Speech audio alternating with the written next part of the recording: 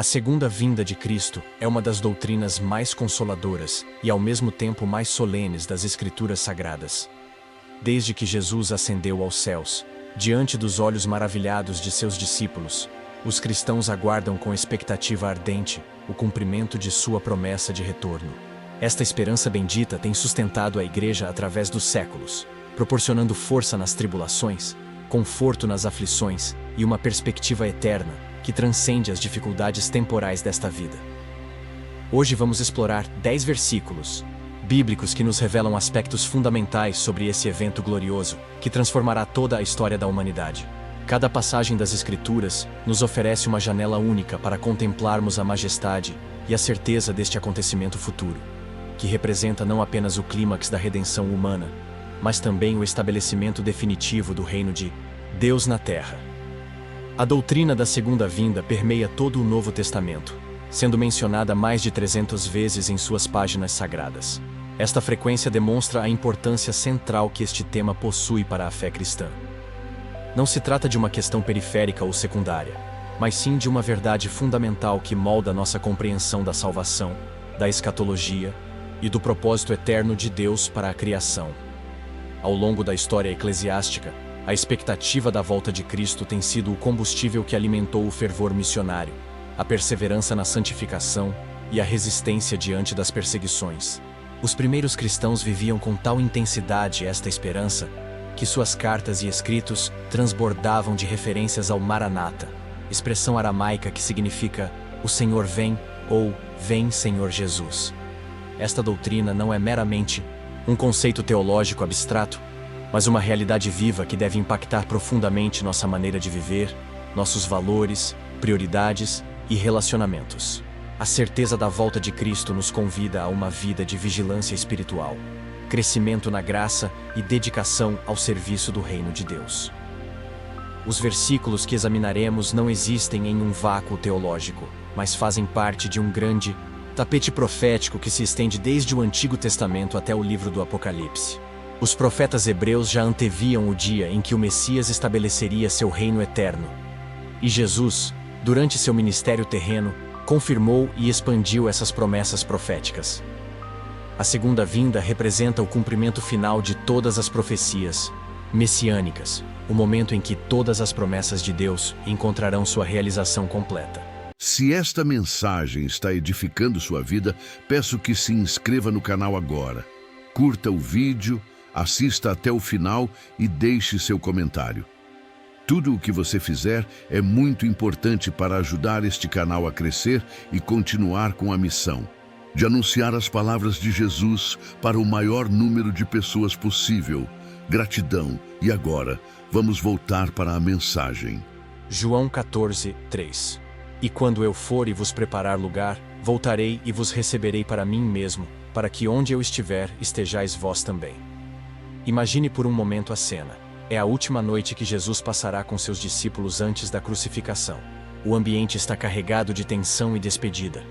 Os corações dos discípulos estão perturbados, cheios de ansiedade sobre o futuro incerto que os aguarda. É neste momento íntimo e tocante que Jesus pronuncia uma das promessas mais reconfortantes e poderosas de toda a Escritura Sagrada. Voltarei e vos receberei para mim mesmo. Esta não é uma promessa qualquer.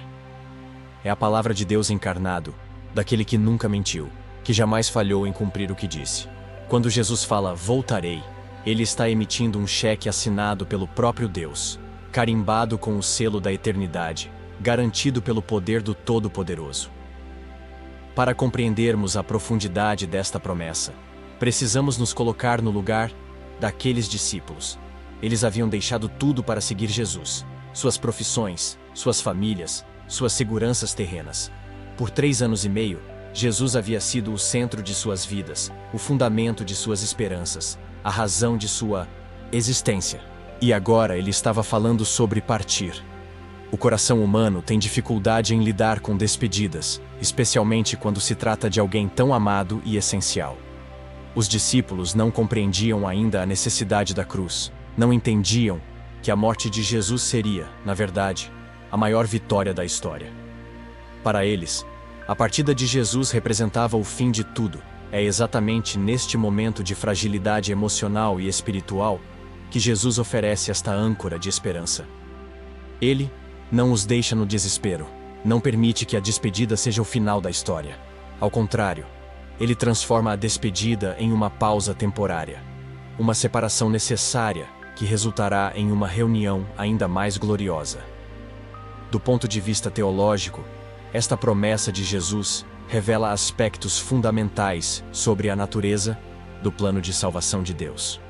Primeiro, ela demonstra que a salvação não é apenas um evento pontual, mas um processo que culminará na segunda vinda de Cristo. A obra redentora iniciada na cruz encontrará sua consumação quando Jesus retornar para buscar sua igreja. A expressão "vos preparar lugar" carrega um significado profundo na cultura judaica da época. Era comum que um noivo, após o noivado, retornasse à casa de seu pai para preparar um lugar onde viveria com sua futura esposa. Este processo poderia levar meses ou até anos, durante os quais a noiva aguardava pacientemente, preparando-se para o casamento. O noivo só retornaria quando tudo estivesse perfeitamente preparado. Jesus está usando esta analogia cultural para explicar sua relação conosco. Nós somos a noiva. Ele é o noivo. Sua ascensão ao céu corresponde ao período de preparação, e sua segunda vinda será o momento do encontro nupcial. Esta metáfora revela a intimidade e o amor profundo que caracterizam o relacionamento entre Cristo e sua igreja. Uma das características mais marcantes desta promessa é sua certeza absoluta. Jesus não diz "talvez eu volte" ou "se possível voltarei". Ele afirma categoricamente "voltarei".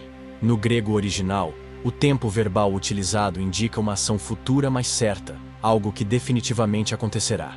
Esta certeza é fundamentada na própria natureza de Deus. As Escrituras declaram que Deus não é homem para que minta, nem filho do homem para que se arrependa. Números 23:19. Quando Deus faz uma promessa, ela é tão certa quanto se já tivesse se cumprido.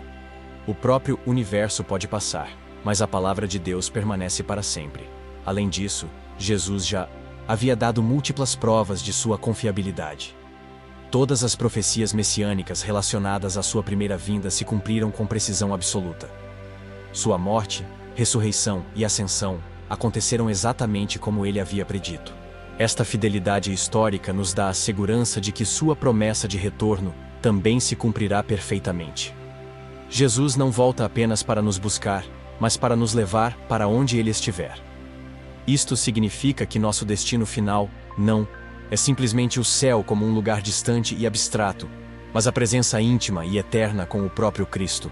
A essência da vida eterna não é apenas viver para sempre, mas viver para sempre com Jesus, compartilhando de sua glória, participando de sua natureza divina.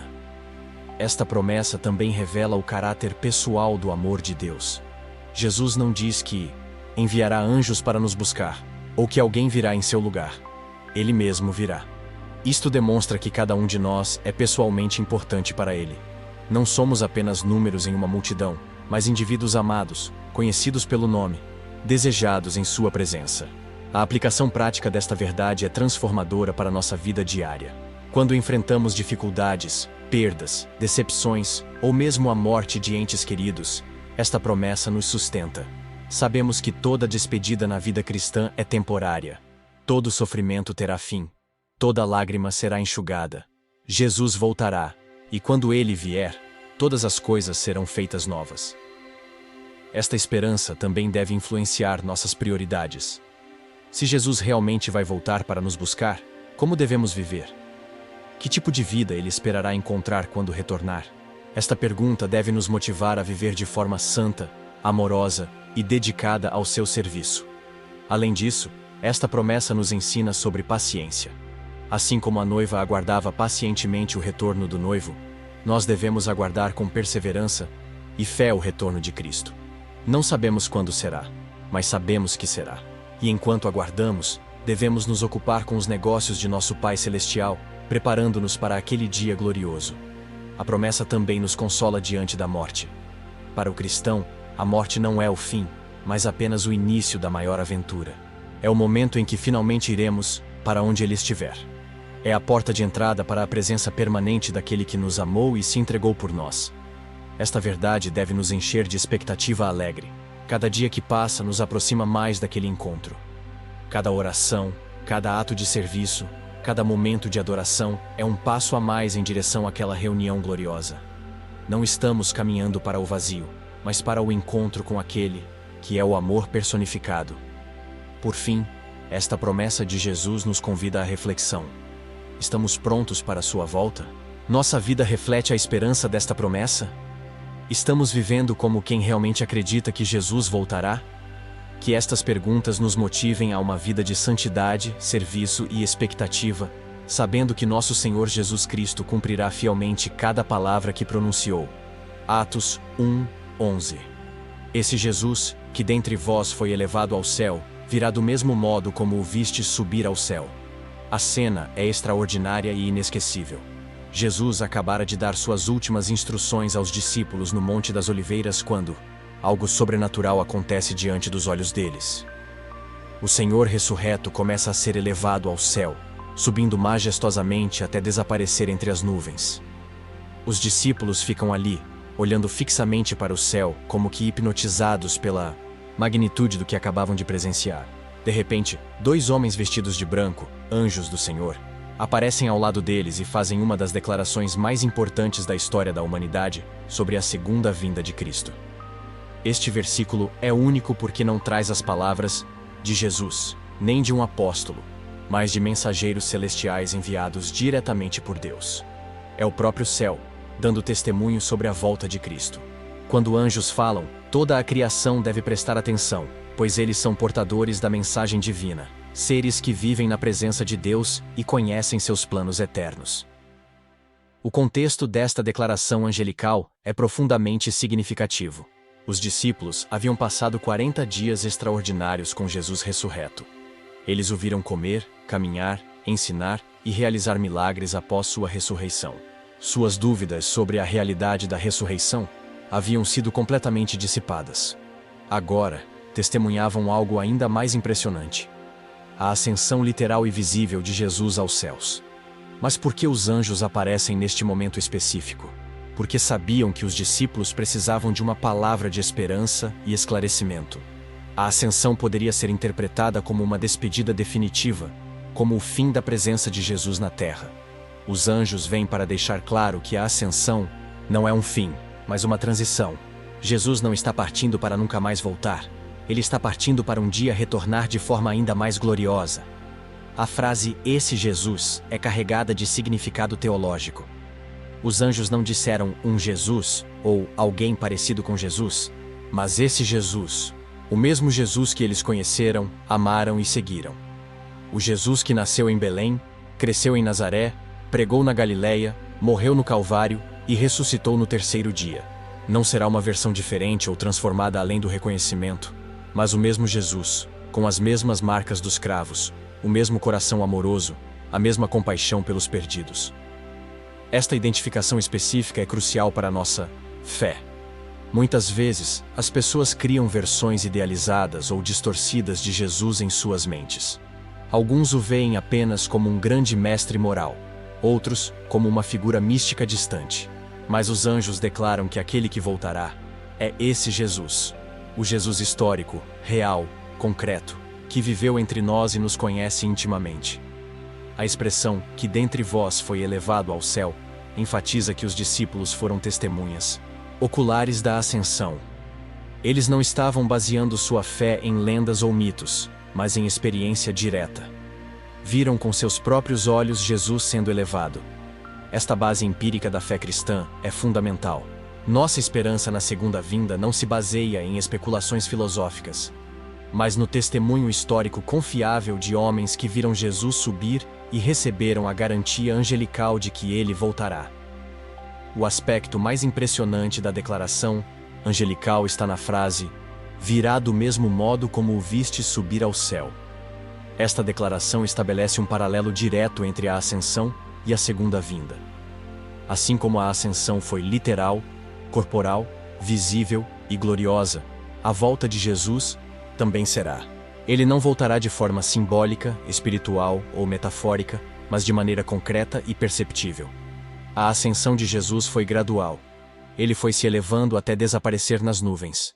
Da mesma forma, sua volta será visível a todos. As nuvens que o receberam na ascensão serão também o veículo de seu retorno glorioso. Esta conexão entre nuvens e a presença divina é um tema recorrente nas Escrituras, simbolizando a glória e majestade de Deus. Além disso, a ascensão aconteceu diante de testemunhas. Os discípulos estavam lá para ver. Similarmente, a segunda vinda não será um evento secreto ou oculto, mas público e universal. Todo olho o verá, como declara Apocalipse 1:7. Não haverá dúvidas sobre sua identidade ou realidade quando ele retornar. Este testemunho angelical também nos ensina sobre a confiabilidade das promessas divinas. Quando Deus fala através de seus anjos, ele está empenhando toda a sua credibilidade e poder para o cumprimento daquilo que foi declarado. Os anjos são executores da vontade divina, e sua palavra carrega a autoridade do trono celestial. Para os discípulos daquela época, esta mensagem angelical se tornou o fundamento da esperança cristã. Eles pregavam não apenas sobre a morte e ressurreição de Jesus, mas também sobre sua volta prometida. Esta expectativa da segunda vinda permeou toda a teologia apostólica e moldou a forma como os primeiros cristãos viviam suas vidas. A aplicação prática desta verdade angelical para nossas vidas é transformadora. Primeiro, ela nos assegura que nossa fé tem fundamento histórico sólido. Não estamos seguindo fábulas engenhosamente inventadas, mas testemunhos confiáveis confirmados por mensageiros celestiais. Segundo, esta promessa angelical deve influenciar nossa perspectiva sobre as dificuldades da vida. Quando enfrentamos perseguições, doenças, perdas ou qualquer tipo de sofrimento, podemos nos lembrar de que esse Jesus, que conhece nossa dor, que experimentou nossas tentações, que chorou nossas lágrimas, voltará para fazer todas as coisas novas. Terceiro, o testemunho angelical deve gerar em nós uma expectativa alegre e constante. Não sabemos quando Jesus voltará, mas sabemos que ele voltará. E quando vier, será do mesmo modo como subiu, de forma gloriosa, majestosa e inconfundível. Esta esperança também deve nos motivar à evangelização. Se Jesus realmente voltará, então aqueles que ainda não o conhecem precisam ouvi-lo, antes que seja tarde demais. O testemunho angelical sobre a segunda vinda não é apenas uma consolação para os salvos, mas um urgente chamado missionário para alcançar os perdidos. Além disso, esta verdade deve influenciar nossa santidade pessoal. Se esse Jesus, que nos conhece completamente, que vê todos os nossos pensamentos e ações, voltará, como devemos viver? Esta pergunta deve nos motivar a uma vida de integridade, pureza e dedicação. Por fim, o testemunho angelical nos convida à adoração. Que privilégio incrível saber que o mesmo Jesus que os discípulos viram subir aos céus um dia voltará. Que honra indescritível pensar que estaremos entre aqueles que o verão descendo das nuvens em poder e grande glória. Que esta verdade angelical encha nossos corações de expectativa, nossa mente de esperança e nossa vida de propósito, sabendo que esse Jesus voltará exatamente como prometido. Mateus 24:30. Então aparecerá no céu o sinal do Filho do Homem, e todas as tribos da terra se lamentarão, e verão o Filho do Homem vindo sobre as nuvens do céu, com poder e grande glória. Este versículo nos transporta para o clímax da história humana, o momento mais dramático e transformador que a terra já testemunhará. Jesus está pintando um quadro profético da sua segunda vinda, e cada palavra desta declaração carrega o peso da eternidade e a promessa da justiça divina finalmente estabelecida. O contexto desta profecia é o discurso do Monte das Oliveiras, onde Jesus responde às perguntas dos discípulos sobre os sinais dos tempos e de sua vinda. Não se trata de uma conversa casual, mas de uma revelação profética solene sobre o futuro da humanidade. Jesus está olhando através dos séculos e descrevendo um evento que será impossível de ignorar ou negar. A frase, "Então aparecerá no céu o sinal do Filho do Homem", marca um momento de transição cósmica. A palavra "então" indica que este evento acontecerá após um período de grandes tribulações e sinais prelúdios. Não será algo súbito e desconectado, mas o culminar de uma sequência profética que se desenrolará na história. O sinal do Filho do Homem tem intrigado teólogos ao longo dos séculos. Alguns interpretam como sendo a própria pessoa de Cristo aparecendo nos céus. Outros, como um sinal específico que precederá sua manifestação visível. O que sabemos com certeza é que será um sinal inequívoco, impossível de ser falsificado ou mal interpretado. Será a assinatura divina no céu, anunciando que o Rei dos Reis está retornando para reclamar seu reino. O título, Filho do Homem, que Jesus usa para si mesmo, é profundamente significativo. Este título, derivado da profecia de Daniel 7, 13 e 14, enfatiza tanto a humanidade quanto a divindade de Cristo. Ele é o Filho do Homem que se identificou completamente conosco, mas também é o Filho do Homem que recebeu do Ancião de Dias um reino eterno e universal. Quando Jesus se chama de Filho do Homem, ele está lembrando que aquele que voltará, em glória, é o mesmo que nasceu numa manjedoura, cresceu numa carpintaria, andou empoeirado pelas estradas da Palestina, chorou diante do túmulo de Lázaro e morreu numa cruz romana. Esta conexão entre sua humanidade e sua glória futura é consoladora para todos nós que lutamos com nossas próprias fraquezas humanas. A declaração de que todas as tribos da terra se lamentarão revela a natureza universal deste evento. Não haverá um canto do planeta que não seja afetado por esta manifestação gloriosa. O lamento mencionado aqui tem dupla dimensão. Será o lamento do arrependimento daqueles que finalmente reconhecem quem Jesus realmente é, e também será o lamento do desespero daqueles que percebem que rejeitaram sua única oportunidade de salvação. Este lamento universal também reflete o reconhecimento de que Jesus é exatamente quem sempre afirmou ser. Aqueles que o ridicularizaram, que o consideraram apenas um homem comum, que negaram sua divindade, subitamente se encontrarão face a face com a realidade inegável de que ele é, de fato, o Filho de Deus, o Salvador do mundo, o Juiz Supremo de toda a humanidade. A promessa de que eles verão o Filho do Homem enfatiza a natureza visual e pública da segunda vinda. Não será um evento espiritual invisível ou uma experiência mística subjetiva. Será uma manifestação física, literal e universal. Todo olho o verá, desde o mais poderoso governante até a mais humilde criança. Não haverá possibilidade de negação ou escape. A imagem de Jesus, vindo sobre as nuvens do céu, conecta sua segunda vinda com manifestações teofânicas do Antigo Testamento. As nuvens sempre foram o símbolo da presença divina. Na coluna de nuvem que guiou Israel no deserto, na nuvem que cobriu o Monte Sinai quando Deus deu os 10 mandamentos, na nuvem que encheu o templo quando a glória de Deus se manifestou. Nuvens também representam a transição entre o terreno e o celestial. Jesus descerá do reino celestial, atravessando as nuvens que separam o céu da terra, tornando-se visível aos olhos humanos. Será a invasão gloriosa do sobrenatural no natural, do eterno no temporal, do divino no humano. A frase "com poder e grande glória" contrasta dramaticamente com sua primeira vinda. Quando Jesus veio pela primeira vez, nasceu numa manjedoura obscura, cresceu numa cidade desprezada, foi rejeitado pelos seus e morreu numa cruz como um criminoso. Sua glória estava velada pela humilhação da encarnação.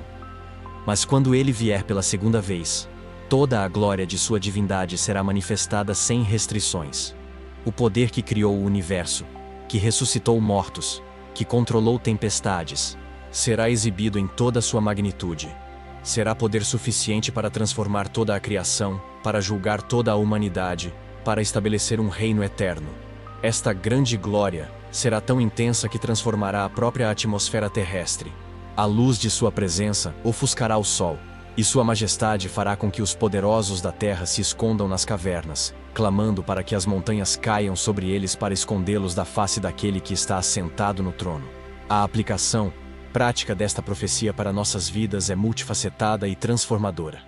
Primeiro, ela deve gerar em nós uma reverência santa. O Jesus manso e humilde que caminhava pelas ruas de Jerusalém é o mesmo que voltará em poder e glória indescritíveis. Esta realidade deve influenciar como o adoramos, como falamos dele, como vivemos em sua presença. Segundo, esta profecia deve criar em nós uma urgência evangelística.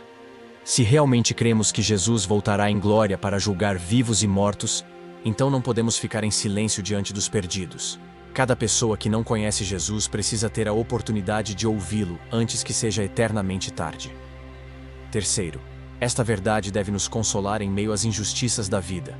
Vivemos num mundo onde muitas vezes o mal parece triunfar, onde os ímpios prosperam e os justos sofrem.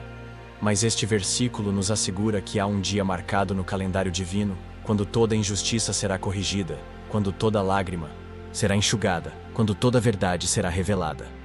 Quarto, esta profecia deve santificar nossas vidas. Se Jesus realmente voltará em poder e glória para avaliar nossa mordomia, como devemos viver? Que tipo de vida ele esperará encontrar quando retornar? Esta pergunta deve nos motivar à santidade, ao serviço fiel, à obediência amorosa. Quinto, esta verdade deve nos encher de expectativa alegre. Para aqueles que amam Jesus, sua volta não será motivo de lamento, mas de júbilo indescritível. Será o momento da vindicação final de nossa fé, da consumação de nossa salvação, do início de nossa herança eterna. Por fim, esta profecia nos convida à preparação. Jesus não voltará como um bebê indefeso numa manjedoura, mas como o rei conquistador montado em seu cavalo branco. Não haverá segunda oportunidade após sua manifestação gloriosa. O tempo da graça será encerrado e o tempo do juízo terá chegado. Que esta visão profética da segunda vinda de Cristo motive cada um de nós a viver de forma digna daquele que em breve aparecerá nas nuvens com poder e grande glória, para que quando ele vier, possamos estar entre aqueles que o recebem com alegria, e não entre aqueles que se lamentam por havê-lo rejeitado. 1 Tessalonicenses 4, 16, 17. Porque o Senhor mesmo descerá do céu com grande brado, e os mortos em Cristo ressuscitarão primeiro. Depois nós, os que ficarmos vivos, seremos arrebatados juntamente com eles nas nuvens, ao encontro do Senhor, nos ares. Este texto é considerado um dos trechos mais consoladores e esperançosos de toda a Escritura Sagrada. Paulo está escrevendo para uma igreja jovem em Tessalônica que estava enfrentando perseguições e tinha dúvidas sobre o destino dos irmãos que haviam morrido antes da volta de Cristo. Seria possível que estes queridos irmãos perdessem as bênçãos da segunda vinda? O apóstolo responde com uma das revelações mais detalhadas sobre o arrebatamento da igreja encontrada no Novo Testamento. O contexto desta passagem é profundamente pastoral. Os tessalonicenses estavam genuinamente preocupados com o destino de seus entes queridos falecidos. Esta não era uma discussão teológica abstrata, mas uma questão que tocava seus corações mais profundos. Paulo, movido pelo Espírito Santo, oferece não apenas consolação, mas revelação divina sobre um dos eventos mais extraordinários da escatologia cristã. A frase inicial, porque o Senhor mesmo descerá do céu, estabelece imediatamente a pessoalidade e a certeza deste evento. Não será um representante, um anjo ou uma manifestação simbólica, mas o próprio Jesus Cristo que descerá. Esta é a mesma pessoa que nasceu em Belém, morreu no Calvário, ressuscitou no terceiro dia e ascendeu aos céus.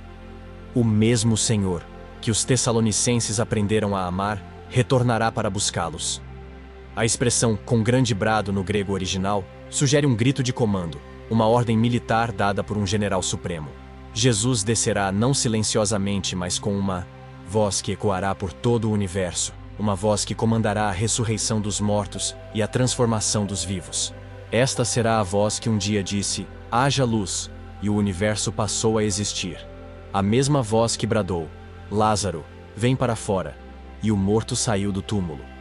O texto prossegue mencionando outros elementos que acompanharão este evento extraordinário: a voz do arcanjo e a trombeta de Deus. Estas não são adições menores ao evento, mas elementos que enfatizam sua magnitude cósmica. O arcanjo, provavelmente Miguel, o príncipe dos anjos, acrescentará sua voz poderosa ao chamado. A trombeta de Deus, o instrumento que nas Escrituras sempre anunciava eventos de suprema importância, soará pela última vez na história humana. Sequência dos eventos é cuidadosamente detalhada por Paulo. Os mortos em Cristo ressuscitarão primeiro. Esta ordem não é arbitrária, mas revela a justiça e o amor de Deus. Aqueles que morreram na fé não serão deixados para trás ou tratados como cidadãos de segunda classe no reino dos céus. Pelo contrário, eles terão a honra de ressuscitar primeiro, recebendo seus corpos glorificados antes mesmo dos vivos serem transformados. Esta ressurreição não será uma mera reanimação de cadáveres, como a ressurreição de Lázaro, que, eventualmente, morreu novamente. Será uma ressurreição para a vida eterna, com corpos incorruptíveis, espirituais, poderosos e gloriosos, semelhantes ao corpo ressurreto de Cristo. Paulo descreve em 1 Coríntios 15 que estes corpos serão adequados para a existência celestial, livres das limitações da mortalidade. Após a ressurreição dos mortos em Cristo, acontecerá algo igualmente extraordinário com os vivos. Nós, os que ficarmos vivos, seremos arrebatados juntamente com eles nas nuvens. A palavra arrebatados no grego é harpazo, que significa ser tomado à força, capturado, levado rapidamente. Sugere uma ação súbita e irresistível da parte de Deus. Este arrebatamento não será gradual ou opcional.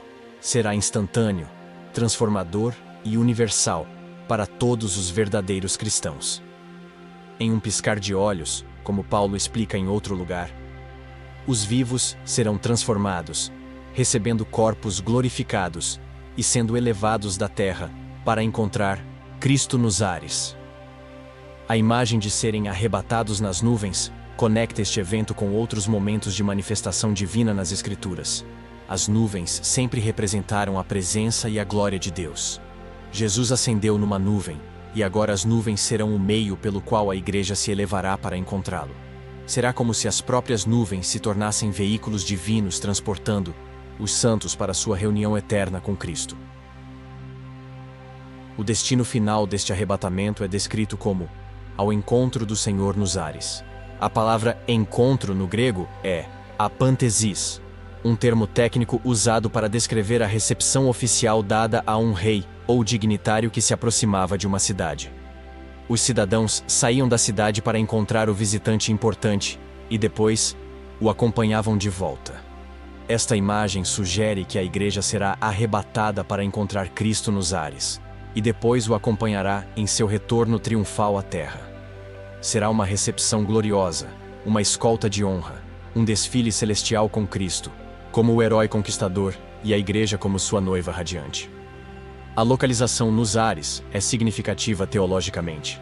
Efésios 2:2 nos informa que Satanás é o príncipe dos demônios do ar, sugerindo que os ares são o domínio das forças espirituais malignas. O arrebatamento da igreja nos ares será, portanto, uma demonstração dramática da vitória completa de Cristo sobre todas as hostes do mal.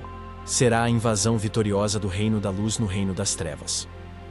A aplicação prática desta verdade é profundamente transformadora para a vida cristã. Primeiro, ela oferece consolação incomparável diante da morte. Para o cristão, a morte não é o fim, mas apenas uma pausa temporária antes da ressurreição gloriosa. Nossos entes queridos que partiram na fé não estão perdidos, estão aguardando o momento de sua ressurreição triunfante. Segundo, esta esperança deve purificar nossas vidas. João declara que todo aquele que nele tem esta esperança purifica-se a si mesmo, como também ele é puro. Se realmente cremos que seremos arrebatados para encontrar Cristo, como devemos viver? Que tipo de vida ele esperará encontrar em nós naquele dia? Terceiro, esta verdade deve gerar urgência missionária. Se o arrebatamento é iminente, então aqueles que ainda não conhecem Cristo precisam ouvi-lo urgentemente. Cada dia pode ser o último dia da graça. Cada oportunidade de evangelizar pode ser a última. Quarto, esta esperança deve nos consolar em meio às tribulações. Não importa quão difícil seja a nossa situação atual, não importa quantas perseguições enfrentemos, há um dia marcado no calendário divino quando tudo será transformado instantaneamente. O sofrimento presente não se compara com a glória que será revelada. Quinto, esta verdade deve nos unir como igreja. Estaremos juntos no arrebatamento, os ressurretos e os transformados, os que morreram há séculos e os que estarão vivos naquele dia. Esta perspectiva eterna deve superar nossas divisões temporais e nos motivar à unidade no amor de Cristo. Por fim, esta esperança deve encher nossos corações de expectativa alegre. Cada nuvem no céu pode ser o sinal de que Cristo está descendo. Cada novo dia pode ser o dia do arrebatamento. Esta expectativa deve caracterizar a vida cristã, não como escapismo irresponsável, mas como motivação para a fidelidade até o fim. Que esta bendita esperança do arrebatamento nos sustente em cada dificuldade, nos purifique em cada tentação, nos motive em cada oportunidade de serviço e nos encha de alegria em cada novo dia, sabendo que em breve, talvez hoje, ouviremos o brado do Senhor e seremos arrebatados para encontrá-lo nos ares. Apocalipse 1:7. Eis que vem com as nuvens, e todo olho o verá, até os mesmos que o traspassaram. Este versículo abre o livro do Apocalipse com uma das declarações mais impactantes sobre a segunda vinda de Cristo encontrada em toda a Escritura. João, o discípulo amado, agora um idoso exilado na ilha de Patmos por causa do testemunho de Jesus, recebe uma revelação que ecoará através dos séculos como um trovão profético, anunciando o retorno glorioso do Senhor. A palavra inicial, eis, é um chamado à atenção, um grito que desperta os sonolentos e alerta os distraídos. É como se João estivesse bradando através dos séculos. Prestem atenção, olhem, isto é de suprema importância. Não é uma possibilidade remota ou uma especulação teológica, mas uma certeza inabalável que merece toda a nossa atenção e preparação. A frase "vem com as nuvens" imediatamente conecta esta profecia com outras passagens bíblicas sobre a segunda vinda. As nuvens, nas Escrituras, sempre representam a presença divina e a glória de Deus. Foi numa nuvem que Deus guiou Israel no deserto. Foi numa nuvem que ele desceu no Monte Sinai. Foi numa nuvem que sua glória encheu o templo. E foi numa nuvem que Jesus ascendeu aos céus. Mas há algo único na maneira como João descreve esta vinda com as nuvens. O texto grego sugere não apenas que Jesus virá acompanhado pelas nuvens, mas que ele virá sobre as nuvens, como um rei montado em seu carro triunfal. As nuvens se tornam seu veículo de manifestação, sua carruagem celestial, sua plataforma de revelação ao mundo. Esta imagem das nuvens também simboliza a transição entre o reino celestial e o terreno. Jesus descerá do trono de Deus, atravessará as nuvens que separam o céu da terra e se manifestará de forma visível e inconfundível a toda a humanidade.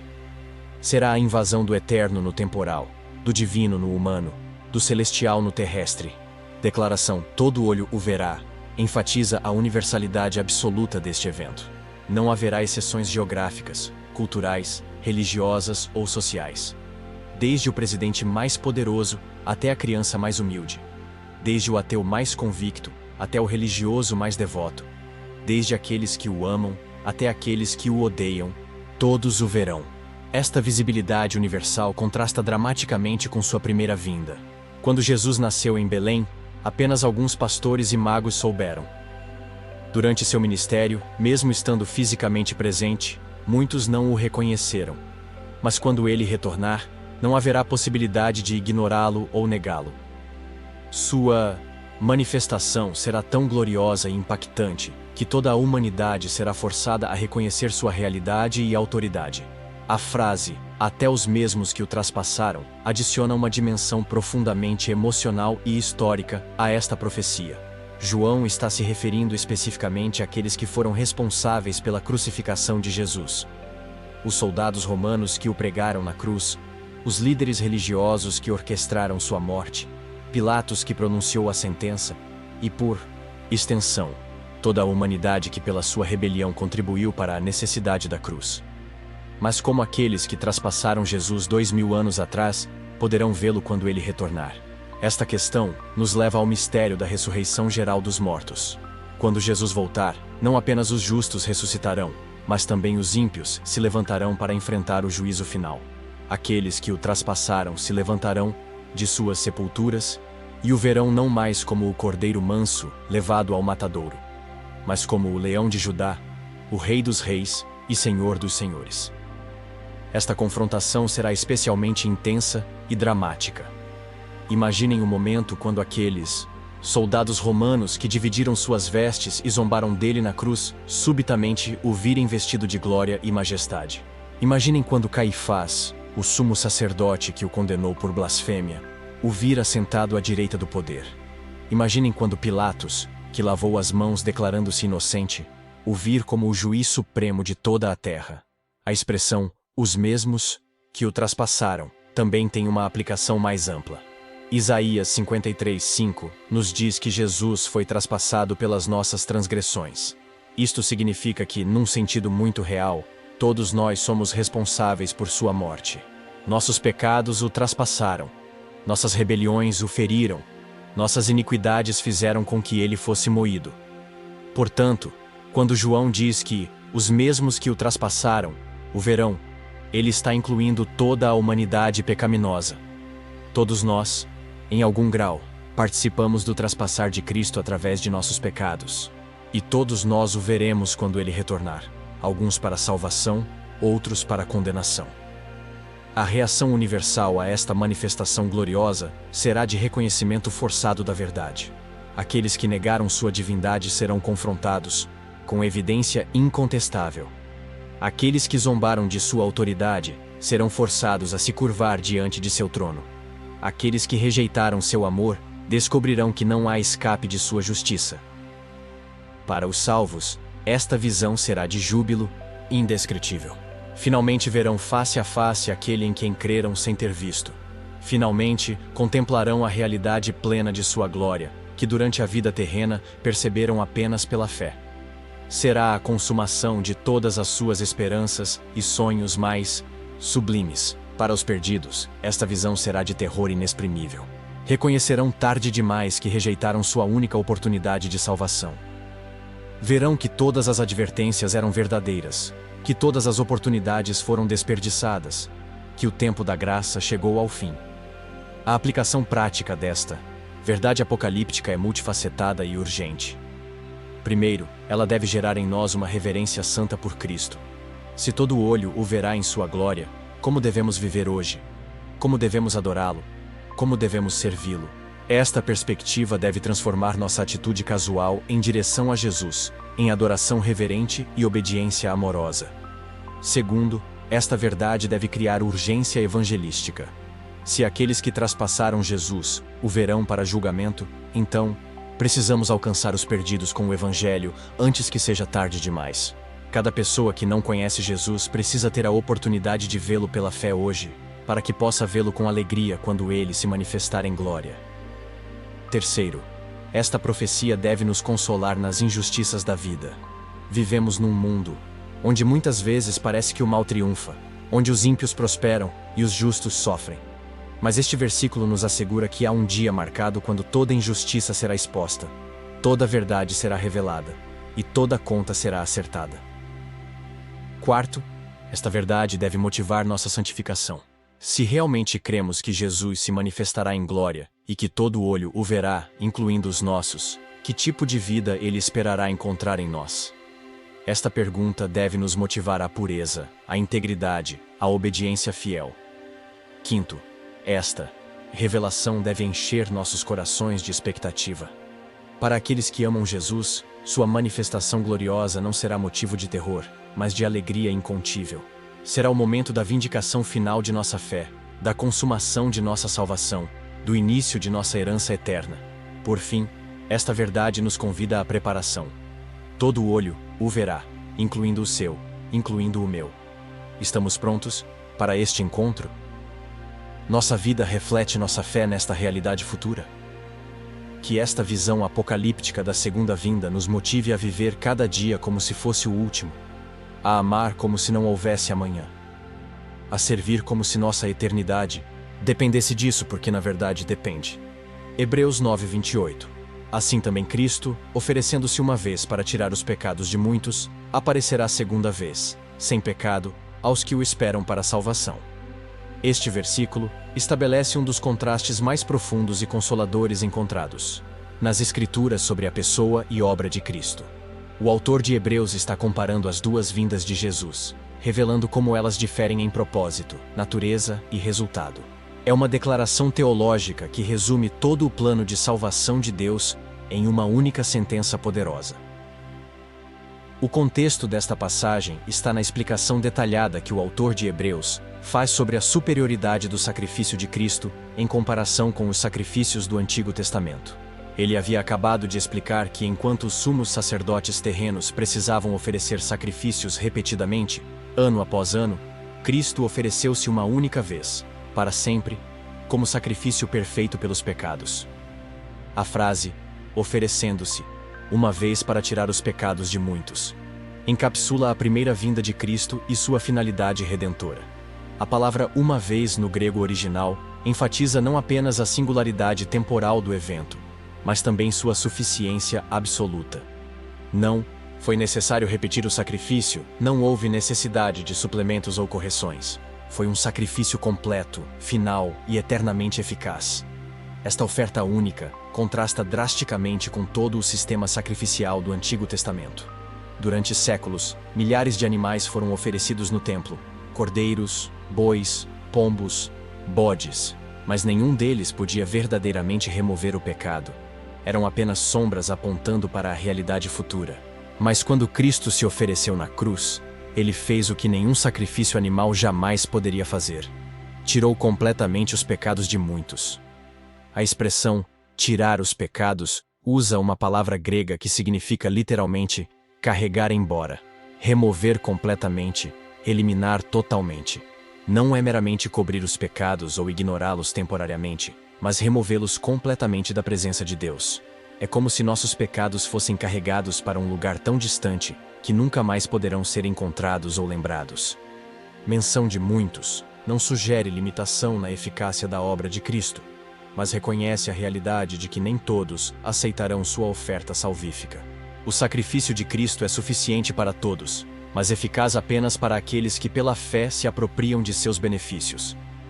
Os muitos são aqueles que creem, que confiam, que recebem a Cristo como seu Senhor e Salvador. Então, o versículo faz uma transição dramática. Aparecerá a segunda vez. Esta frase marca a diferença fundamental entre as duas vindas de Cristo. A primeira vez, ele apareceu em humilhação, nascendo numa manjedoura, crescendo numa carpintaria, vivendo como homem comum e morrendo numa cruz romana. Mas a segunda vez será completamente diferente. A palavra aparecerá no grego sugere uma manifestação visível e gloriosa. Será uma aparição que não poderá ser ignorada ou negada. Enquanto em sua primeira vinda muitos não o reconheceram, em sua segunda vinda todo olho o verá, e todo joelho se dobrará diante de sua majestade. A frase crucial "sem pecado" revela a natureza transformada de sua segunda vinda. Na primeira vez, embora Cristo fosse pessoalmente sem pecado, ele carregou sobre si os pecados de muitos. Isaías profetizou que o Senhor fez cair sobre ele a iniquidade de nós todos. Na cruz, Cristo se tornou pecado por nós, carregando o peso esmagador da culpa humana. Mas quando ele aparecer pela segunda vez, não haverá mais pecados para carregar. A obra redentora estará completa. Ele não virá como o cordeiro manso levado ao matadouro, mas como o leão conquistador de Judá. Não virá carregando uma cruz, mas usando uma coroa. Não virá para morrer pelos pecados, mas para reinar em justiça eterna. Esta ausência de conexão com o pecado em sua segunda vinda é profundamente significativa. Significa que quando Jesus retornar, o problema do pecado já terá sido resolvido definitivamente para aqueles que creram. Não haverá mais necessidade de sacrifício, não haverá mais necessidade de expiação, não haverá mais necessidade de carregar culpa. A obra salvífica estará consumada. A frase "aos que o esperam para a salvação" identifica especificamente para quem esta segunda aparição será benéfica. Não será para todos indiscriminadamente, mas especificamente para aqueles que o aguardam com expectativa de salvação.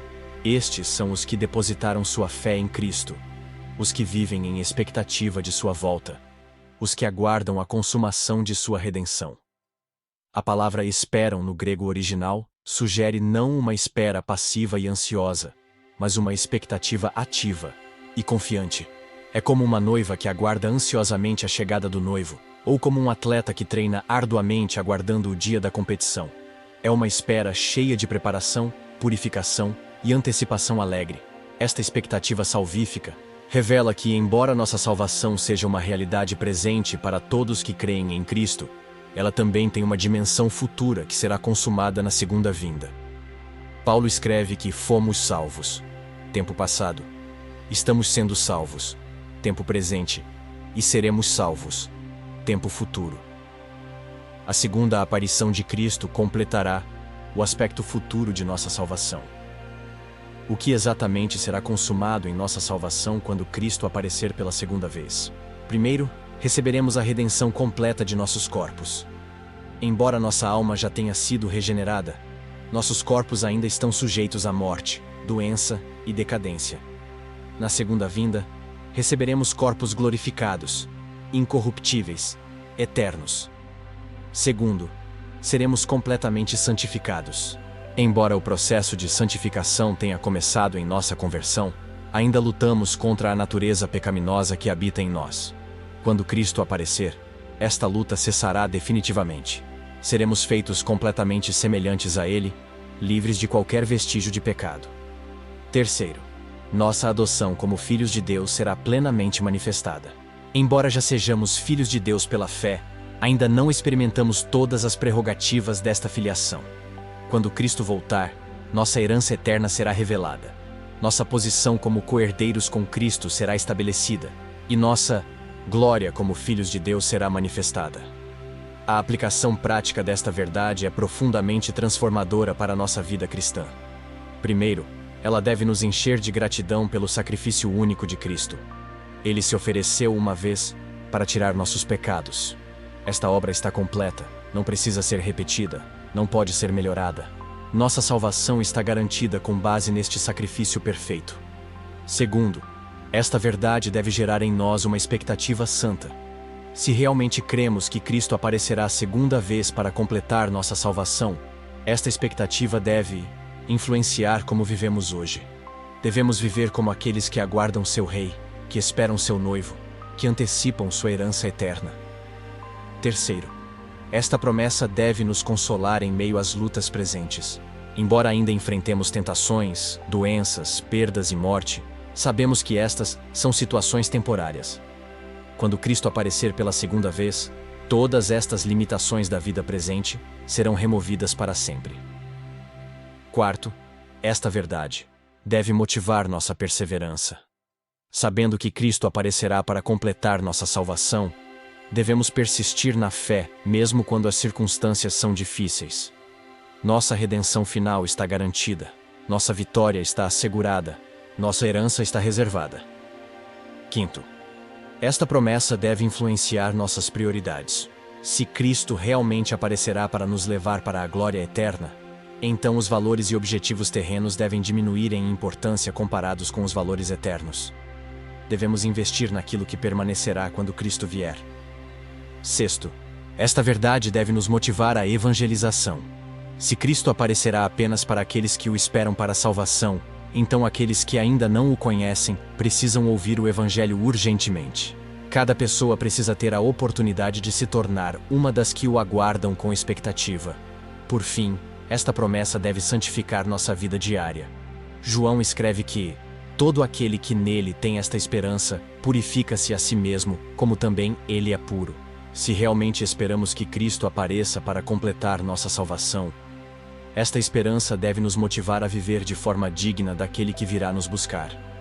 Que esta bendita verdade da segunda aparição de Cristo encha nossos corações de esperança, nossa mente de expectativa e nossa vida de propósito santo, sabendo que Ele, que se ofereceu uma vez para tirar nossos pecados, aparecerá segunda vez, sem pecado, para completar eternamente nossa salvação. Mateus 25:31. Quando o Filho do Homem vier em sua glória, e todos os santos anjos com ele, então se assentará no trono da sua glória. Este versículo nos transporta para o cenário mais majestoso e solene de toda a história humana. O estabelecimento do Tribunal Supremo de Cristo para o julgamento final de toda a humanidade. Jesus está pintando um quadro profético de sua volta, não mais como o humilde servo, mas como o Rei glorioso e Juiz supremo de toda a terra. O contexto desta declaração é o grande discurso escatológico de Jesus no Monte das Oliveiras, onde ele responde às perguntas dos discípulos sobre os sinais dos tempos e de sua vinda. Após falar sobre as tribulações que precederão sua volta e sobre a necessidade de vigilância, Jesus agora descreve o evento culminante: seu estabelecimento como Rei e Juiz universal. A expressão Filho do Homem é profundamente significativa neste contexto. Este título, que Jesus usava frequentemente para si mesmo, deriva da visão profética de Daniel 7, 13 e 14, onde o profeta viu alguém semelhante a um filho do homem, que se aproximava do ancião de dias, e recebia domínio e glória, e o reino, para que todos os povos, nações e homens de todas as línguas o servissem. Ao usar este título em conexão com sua volta gloriosa, Jesus está identificando-se claramente como o cumprimento desta profecia messiânica. Ele é aquele que recebeu do Pai todo o poder e autoridade para julgar vivos e mortos. Ele é o Filho do homem que se identificou completamente com a humanidade, mas que também possui divindade plena para exercer julgamento perfeito. A frase, vier em sua glória, contrasta dramaticamente com sua primeira vinda. Quando Jesus veio, pela primeira vez, sua glória estava velada pela humilhação da encarnação.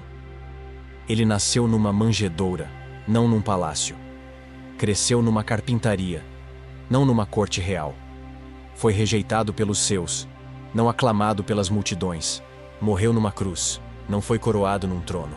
Mas quando ele vier pela segunda vez, toda a glória de sua divindade será manifestada sem restrições. Será a glória que ele tinha junto ao Pai antes da fundação do mundo, a glória que momentaneamente brilhou no Monte da Transfiguração, a glória que os discípulos vislumbraram na ressurreição. Mas agora será uma manifestação completa e permanente de sua majestade divina. Esta glória será tão intensa que transformará toda a atmosfera terrestre. O apóstolo Paulo descreve que quando Cristo se manifestar, nossa vida estará oculta com Cristo em Deus. E quando ele se manifestar, então também vós vos manifestareis com ele em glória. Será uma glória compartilhada entre Cristo e seus santos, mas originada e centrada nele. A menção de que ele virá com todos os santos, anjos, adiciona uma dimensão de grandeza cósmica ao evento. Não será uma aparição solitária, mas uma manifestação acompanhada por todas as hostes celestiais. Milhões e milhões de anjos o escoltarão em sua descida triunfal, criando um espetáculo de majestade inimaginável. Estes anjos não serão meros espectadores, mas participantes ativos no estabelecimento do reino de Cristo. Em outras passagens, Jesus ensina que os anjos serão enviados para reunir os escolhidos dos quatro ventos, para separar os justos dos ímpios, para executar o julgamento divino. Será o exército celestial acompanhando seu comandante supremo na batalha final entre o bem e o mal. A imagem dos anjos também enfatiza a santidade absoluta deste evento. Os anjos são seres que vivem continuamente na presença de Deus, que não foram contaminados pelo pecado, que refletem perfeitamente a pureza divina. Sua presença massiva na segunda vinda sublinha que este será um evento de justiça perfeita, executado com santidade absoluta. O clímax do versículo está na declaração: então se assentará no trono da sua glória. Este é o momento que toda a criação tem aguardado desde a queda, o estabelecimento definitivo do governo de Cristo sobre toda a terra. O trono representa a autoridade suprema, poder absoluto, governo incontestável. O trono da sua glória, não. É meramente um símbolo de poder, mas a manifestação concreta da autoridade divina de Cristo. É o trono profetizado por Isaías, que seria estabelecido para sempre. É o trono prometido a Davi, que seria ocupado por um de seus descendentes eternamente. É o trono que Cristo reivindicou durante seu julgamento diante de Pilatos, quando afirmou ser rei. Este trono será estabelecido não pela força das armas humanas ou pela manipulação política, mas pela manifestação gloriosa da divindade de Cristo. Toda oposição será silenciada instantaneamente. Todo joelho se dobrará voluntariamente ou involuntariamente. Toda língua confessará que Jesus Cristo é Senhor, para a glória de Deus, Pai, do trono da glória. Cristo exercerá o julgamento final de toda a humanidade. Será o momento da prestação de contas definitiva, quando cada pensamento será revelado, cada palavra será avaliada, cada ação será pesada na balança da justiça divina. Não haverá possibilidade de escape, desculpas ou apelações. O veredito será final e eterno.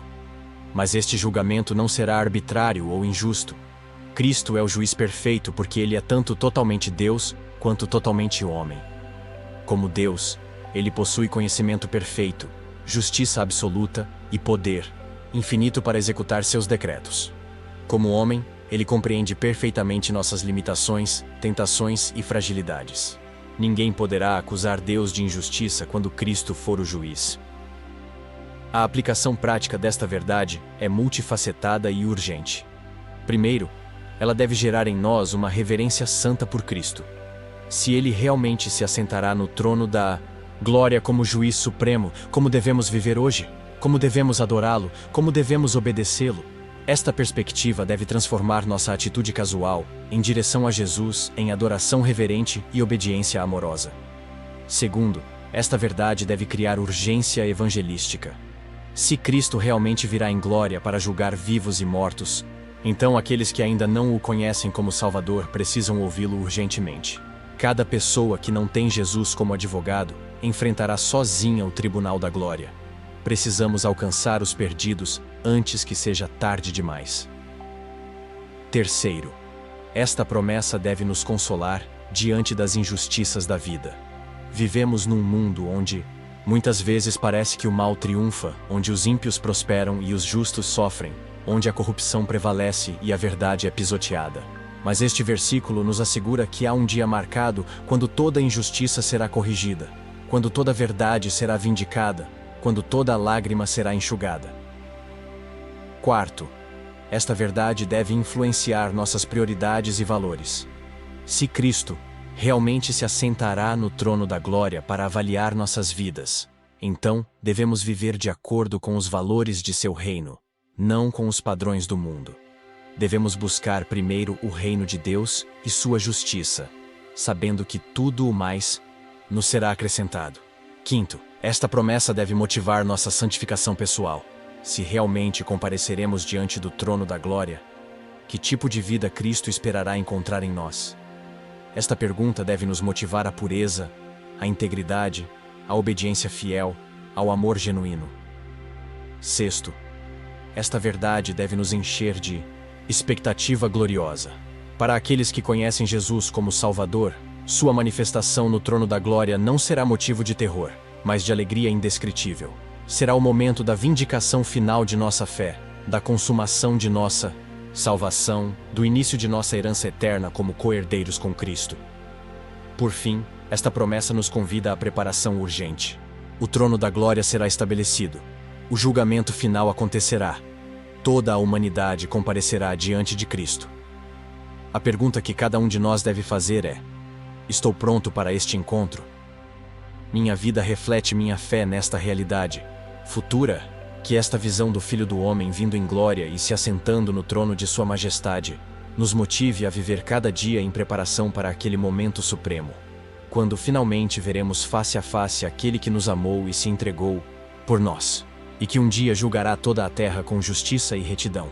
2 Pedro 3,10. Virá, porém, o dia do Senhor como um ladrão de noite. Esta analogia impressionante e desafiadora que Pedro usa para descrever a segunda vinda de Cristo é uma das mais impactantes encontradas no Novo Testamento.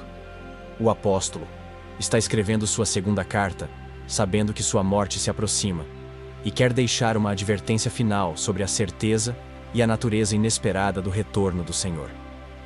O contexto desta passagem é a resposta de Pedro aos escarnecedores que zombavam da promessa da segunda vinda, dizendo: onde está a promessa da sua vinda? Porque desde que os pais dormiram, todas as coisas permanecem como desde o princípio da criação. Pedro responde explicando que Deus não se atrasa em suas promessas, mas é longânimo, não querendo que nenhum pereça, mas que todos venham ao arrependimento. A frase, virá porém o dia do Senhor, começa com uma conjunção adversativa que contrasta com a demora aparente mencionada pelos escarnecedores.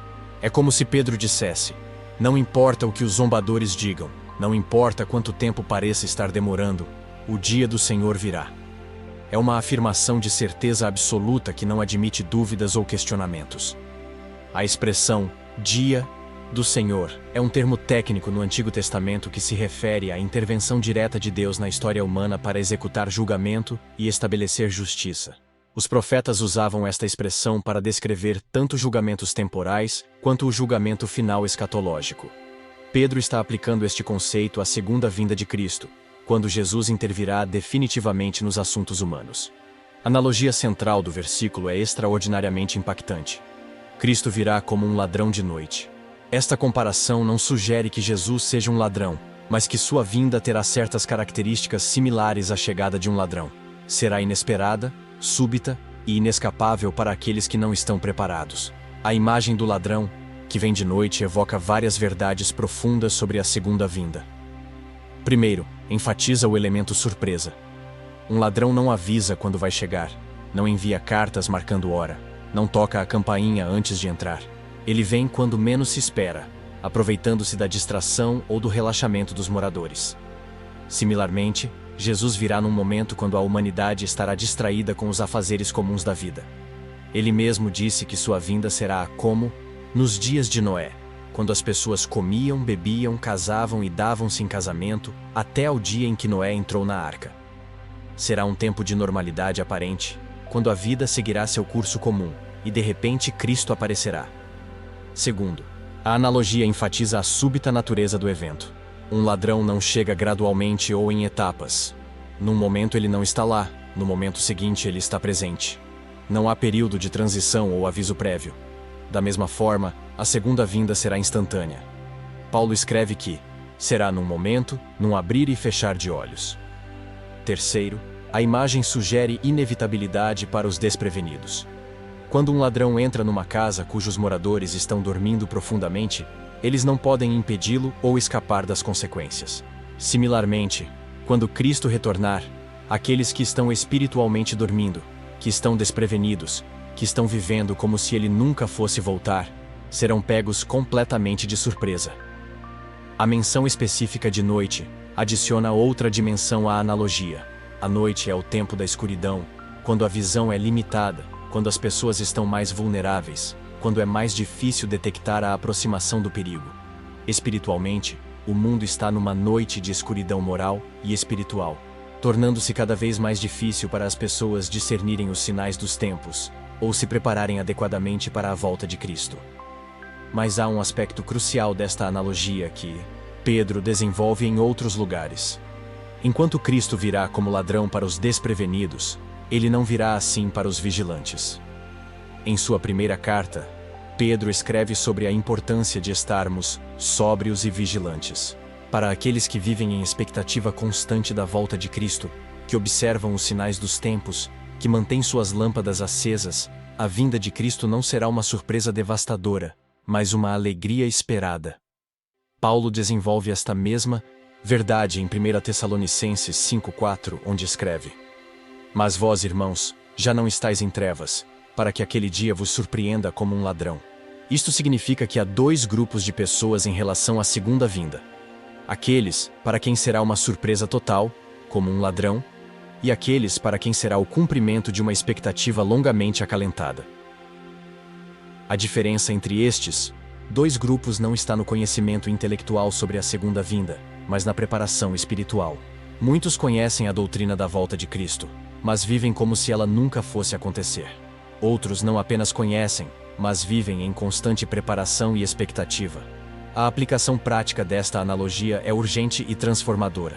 Primeiro, ela deve nos despertar de qualquer complacência espiritual. Se Cristo virá como ladrão para os desprevenidos, então não podemos nos dar ao luxo de viver espiritualmente relaxados. Devemos manter-nos vigilantes, sóbrios, preparados. Segundo, esta verdade deve influenciar nosso uso do tempo. Se Cristo pode vir a qualquer momento, inesperadamente, então cada dia pode ser nosso último dia de oportunidade para servir, para testemunhar, para fazer a vontade de Deus. Não podemos procrastinar as coisas importantes do reino de Deus. Terceiro, esta analogia deve motivar nossa evangelização. Se Cristo virá como ladrão para aqueles que não estão preparados, então precisamos urgentemente alertar os perdidos sobre esta realidade. Cada pessoa que não conhece Jesus precisa ser avisada de que o ladrão está chegando e que só há segurança em Cristo. Quarto, esta verdade deve purificar nossa vida. Se Cristo pode vir a qualquer momento, que tipo de vida Ele esperará encontrar em nós? Que pensamentos, que palavras, que ações Ele encontrará quando chegar inesperadamente? Esta pergunta deve nos motivar à santidade constante. Quinto, esta promessa deve nos consolar diante da maldade crescente no mundo. As Vezes parece que o mal está triunfando, que a injustiça está prevalecendo, que Deus não está intervindo. Mas esta analogia nos lembra que o ladrão está vindo, que a intervenção divina é certa, que a justiça será estabelecida. Por fim, esta verdade deve encher nossos corações de expectativa santa.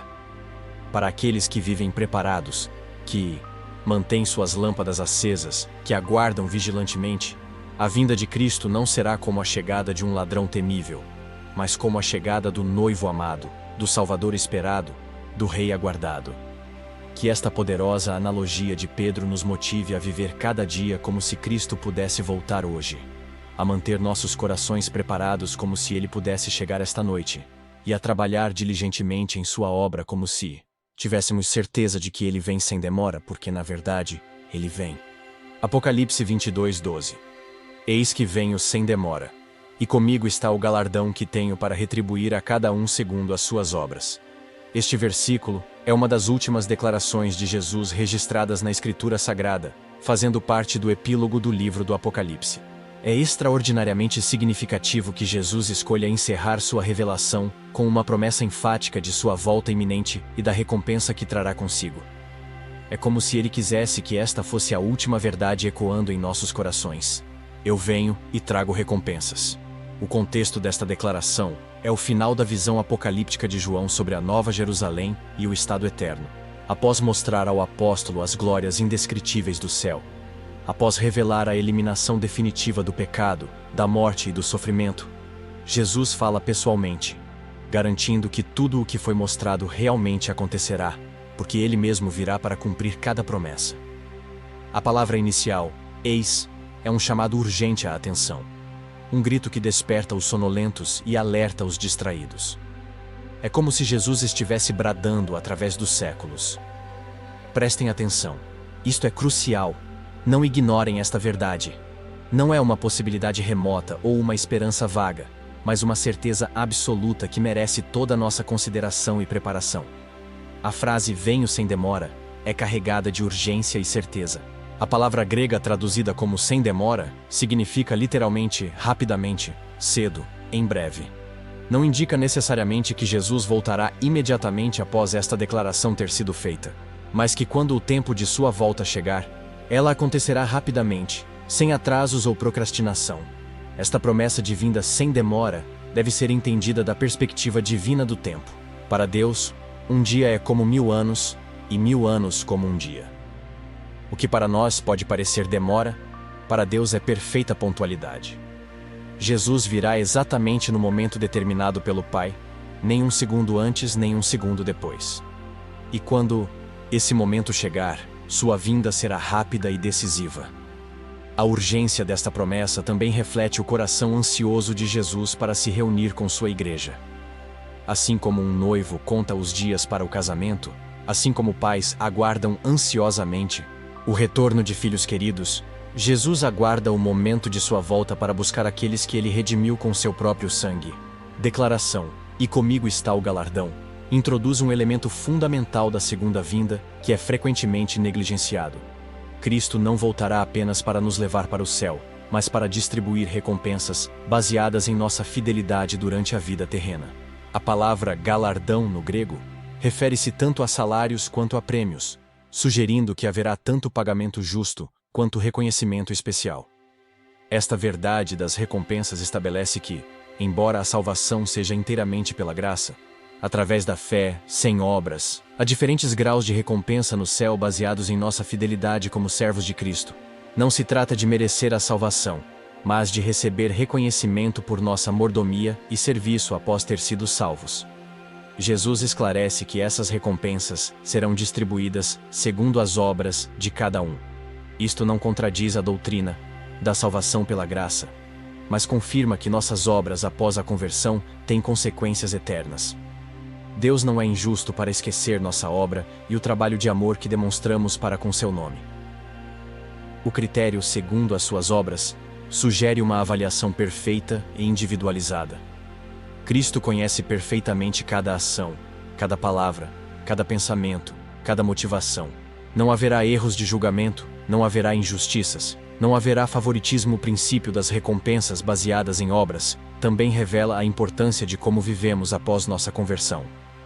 Embora nossa entrada no céu seja garantida pela fé em Cristo, nossa posição, responsabilidades e privilégios no reino eterno serão determinados por nossa fidelidade durante a peregrinação terrena.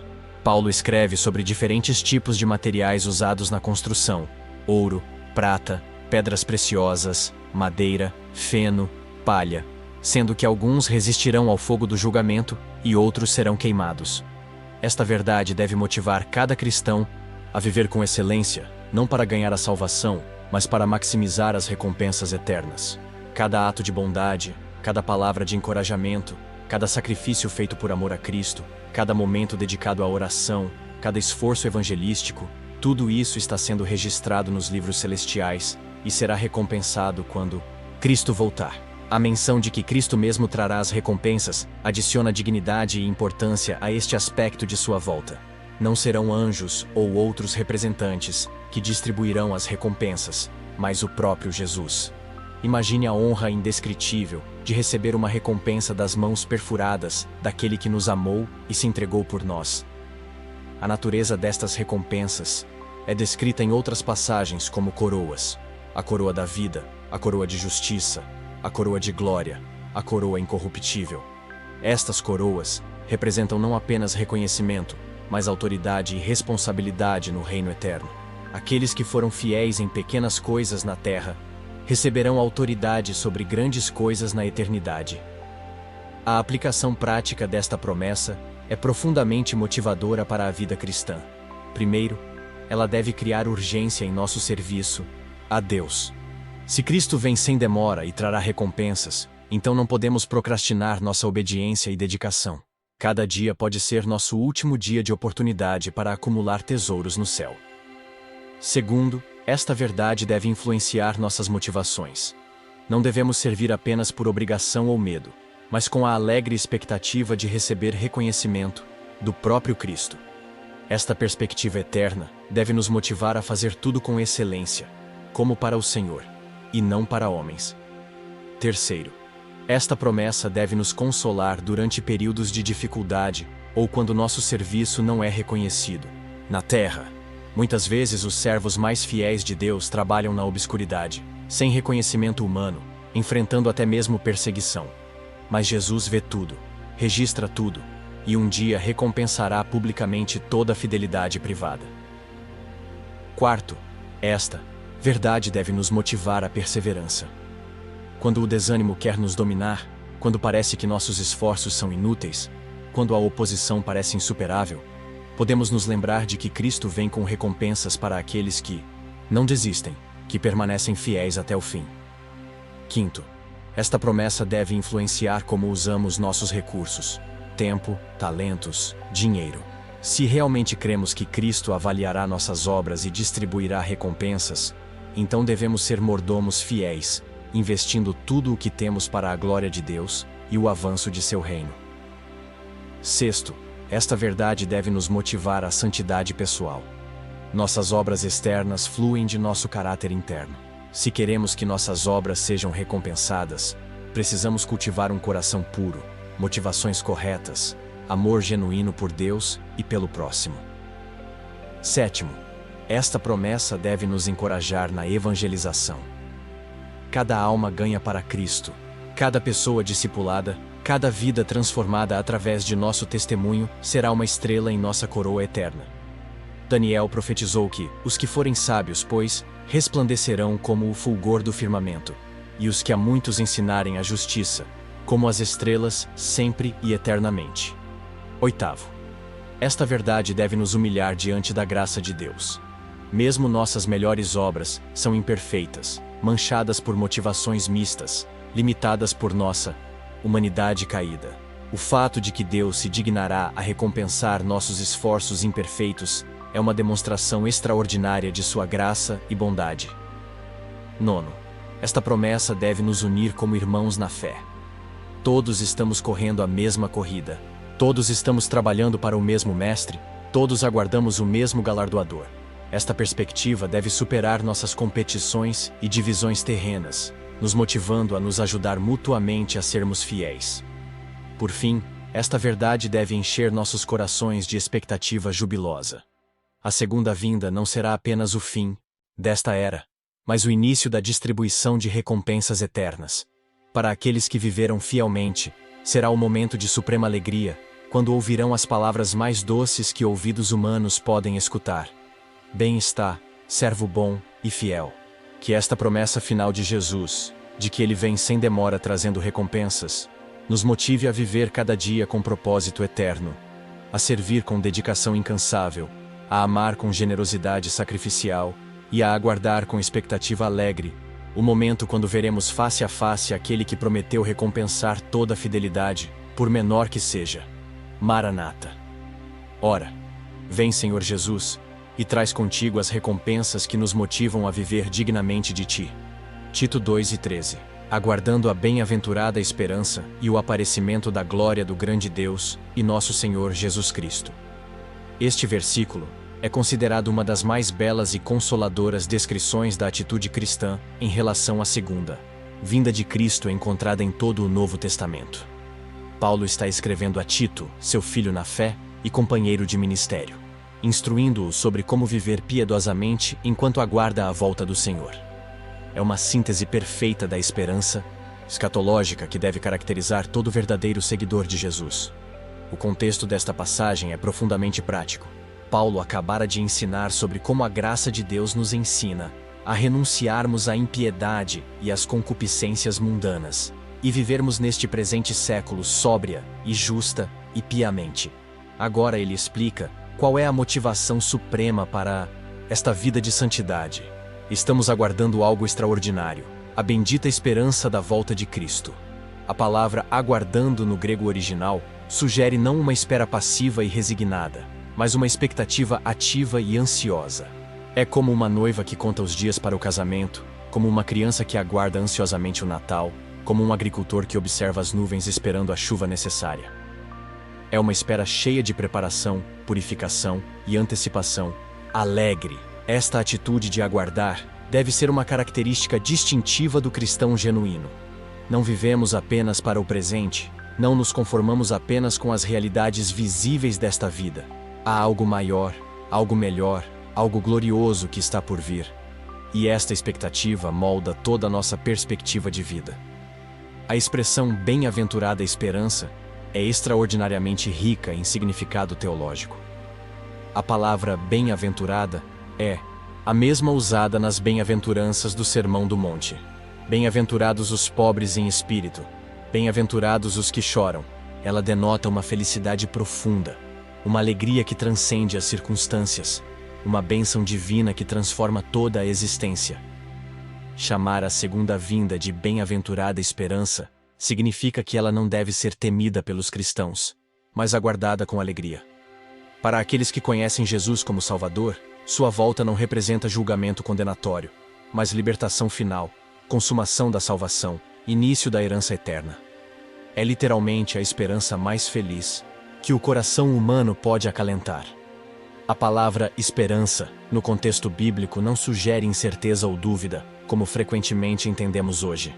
A esperança bíblica é baseada na certeza das promessas de Deus. É confiança inabalável no que Deus disse que fará. Não esperamos que talvez Cristo volte, mas temos certeza absoluta de que Ele voltará. Nossa esperança está fundamentada na fidelidade divina, não em wishful thinking humano.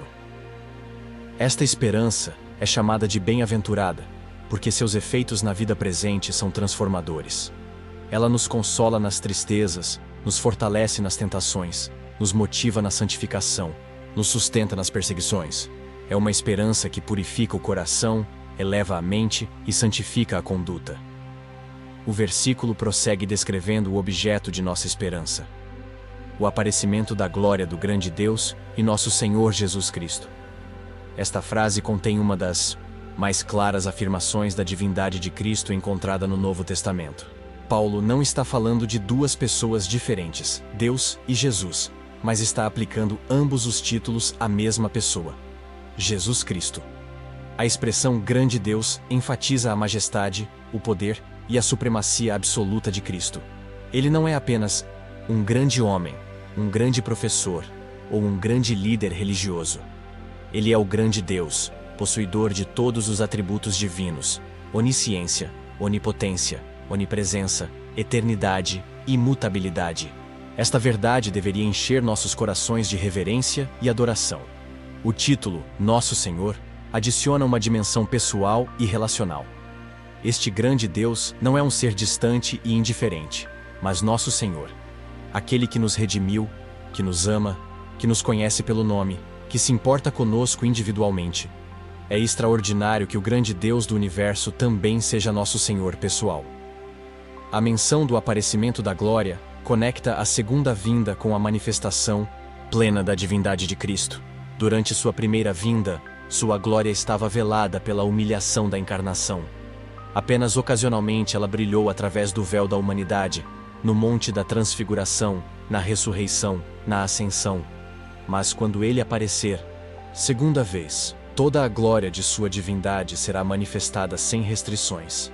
Esta glória será tão intensa que transformará toda a criação. Paulo escreve que quando Cristo se manifestar, nós também nos manifestaremos com ele em glória. Nossa própria natureza será transformada para refletir sua glória, para participar de sua natureza divina, para compartilhar de sua majestade eterna. A aplicação prática desta bem-aventurada esperança é multifacetada e transformadora. Primeiro, ela deve caracterizar nossa perspectiva de vida. Não somos pessoas sem esperança, que vivem apenas para o presente, que se desesperam diante das dificuldades. Somos pessoas de esperança, que sabem que o melhor ainda está por vir, que vivem com expectativa do futuro glorioso que nos aguarda. Segundo, esta esperança deve motivar nossa santificação. João escreve que todo aquele que nele tem esta esperança purifica-se a si mesmo, como também ele é puro. Se realmente aguardamos ver Jesus em sua glória, se realmente esperamos participar de sua natureza divina, esta expectativa deve nos motivar a viver de forma digna dele. Terceiro, esta esperança deve nos consolar nas tribulações. Paulo ensina que as aflições deste tempo presente não são para comparar com a glória que em nós há de ser revelada. Quando enfrentamos sofrimentos, perdas, perseguições ou qualquer tipo de dificuldade, podemos nos lembrar de que estamos aguardando uma glória que fará com que todas as dores presentes pareçam insignificantes. Quarto, esta esperança deve influenciar nossas prioridades. Se realmente cremos que Cristo aparecerá em glória, então os valores e objetivos terrenos devem diminuir em importância comparados com os valores eternos. Devemos investir naquilo que permanecerá quando Cristo vier, não naquilo que perecerá com o tempo. Quinto, esta esperança deve nos motivar à evangelização. Se a volta de Cristo é realmente uma bem-aventurada esperança para nós, então queremos que outros também participem desta esperança. Cada pessoa que não conhece Jesus está perdendo a oportunidade de ter esta esperança gloriosa. Precisamos compartilhar esta bem-aventurança com eles. Sexto, esta esperança deve nos unir como irmãos na fé. Todos os cristãos genuínos compartilham esta mesma esperança, todos aguardam o mesmo aparecimento glorioso, todos participarão da mesma transformação. Esta perspectiva eterna deve superar nossas diferenças temporais e nos motivar à unidade no amor. Sétimo, esta esperança deve encher nossos corações de alegria constante. Independentemente das circunstâncias presentes, temos motivo para alegria porque aguardamos algo extraordinário. Esta alegria da esperança deve ser uma marca distintiva do cristão, um testemunho para o mundo de que temos algo que transcende as dificuldades da vida. Por fim, esta esperança deve nos manter vigilantes e preparados. Se realmente aguardamos o aparecimento da glória de Cristo, devemos viver como aqueles que podem encontrá-lo a qualquer momento. Nossas vidas devem refletir nossa esperança. Nossas prioridades devem demonstrar nossa expectativa. Nossa conduta deve evidenciar nossa fé. Que esta bem-aventurada esperança do aparecimento da glória do grande Deus e nosso Senhor Jesus Cristo seja a força motriz de nossa vida cristã, a fonte de nossa alegria nas tribulações, a motivação de nossa santidade e a razão de nossa perseverança até o fim. que possamos viver cada dia como aqueles que realmente aguardam com expectativa jubilosa a manifestação gloriosa daquele que nos amou e se entregou por nós. Maranata. Ora, vem, Senhor Jesus, e manifesta a tua glória para que possamos participar eternamente da bem-aventurança que só tu podes dar. Estes 10 versículos nos revelam verdades fundamentais sobre a segunda vinda de Cristo, que devem moldar profundamente nossa perspectiva de vida e eternidade. Eles não são apenas palavras inspiradas registradas nas páginas sagradas, mas constituem promessas divinas que encontrarão seu cumprimento pleno na consumação dos tempos. Primeiramente, descobrimos que ela será literal e visível, não uma manifestação espiritual simbólica ou uma experiência meramente interior. Jesus retornará de forma corporal, com poder e grande glória, de tal maneira que todo olho o verá. Esta verdade nos liberta de interpretações alegóricas que esvaziam o poder transformador desta esperança concreta. Assim como sua primeira vinda foi histórica e tangível, seu retorno será igualmente real e incontestável. Em segundo lugar, percebemos que será inesperada para os descrentes, mas esperada pelos fiéis. Aqueles que rejeitaram a graça de Deus e vivem apartados de sua palavra, serão surpreendidos como por um ladrão na noite, enquanto os verdadeiros seguidores de Cristo vigiam com lâmpadas acesas, aguardando com júbilo a manifestação do seu Senhor. Esta distinção revela a importância de mantermos nossa comunhão com Deus e nosso conhecimento das Escrituras sempre atualizados. Terceiramente, compreendemos que trará salvação completa para os que creem. Não apenas a justificação que já experimentamos pela fé, mas a glorificação final de nossos corpos mortais, a redenção total de nossa humanidade e a libertação definitiva de toda a influência do pecado e da morte. Será o momento em que nossa salvação alcançará sua plenitude absoluta. Além disso, estabelecerá justiça perfeita e recompensas eternas. Todas as injustiças desta vida serão corrigidas, todo o sofrimento dos justos será compensado, e cada ato de fidelidade, por menor que seja, receberá seu galardão apropriado. O tribunal de Cristo não será apenas um momento de prestação de contas, mas de reconhecimento divino e recompensa eterna para aqueles que perseveraram na fé. Finalmente, reconhecemos que é nossa bendita esperança que nos sustenta através de todas as adversidades desta jornada terrena. Não importam quão intensas sejam as tribulações, quão profundas as dores ou quão desafiadoras as circunstâncias.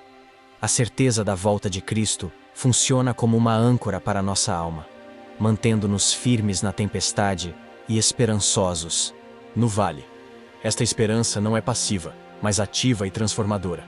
Ela nos motiva à santificação progressiva, ao serviço dedicado no reino de Deus, à evangelização urgente dos perdidos e à perseverança nas obras de justiça e misericórdia. Sabendo que nosso Senhor pode voltar a qualquer momento, cada dia se torna uma oportunidade preciosa de crescer em graça e conhecimento. A pergunta que fica para cada um de nós é: estamos preparados? Estamos vivendo como aqueles que realmente esperam a volta do Senhor Jesus? Nossa conduta diária reflete a realidade desta esperança? Nossos valores, prioridades, relacionamentos e decisões estão alinhados com esta verdade eterna? Que estas verdades bíblicas nos motivem a viver uma vida que honre aquele que um dia voltará em glória para buscar os seus, transformando nossa existência temporal em um testemunho vivo da eternidade que nos aguarda. Maranata. Ora, vem, Senhor Jesus. Parabéns por ter chegado até aqui. Deixe seu comentário sobre o que você aprendeu com esta mensagem. Qual versículo mais tocou seu coração? Como a verdade da volta de Cristo tem transformado sua vida? Compartilhe este vídeo para que mais pessoas sejam abençoadas com essas verdades preciosas sobre a segunda vinda de nosso Senhor Jesus. Não esqueça de assistir os outros vídeos do canal, onde continuamos explorando as riquezas das Escrituras Sagradas. Gratidão por fazer parte desta família espiritual e Deus te abençoe abundantemente. Maranata, o Senhor Jesus vem.